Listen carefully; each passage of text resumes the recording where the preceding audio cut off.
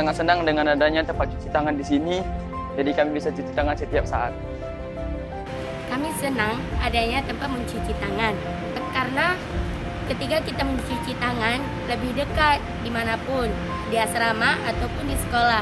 Ketika kita mencuci tangan, kita tidak perlu menjauh ke kamar mandi karena kita sudah ada tempat pencucian tangan.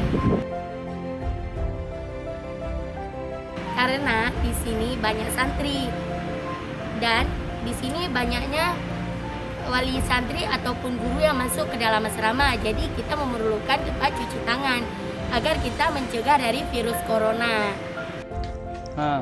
Jadi di pesantren ini banyak santri. Untuk mencegah adanya virus corona, kita harus mencuci tangan setiap saat.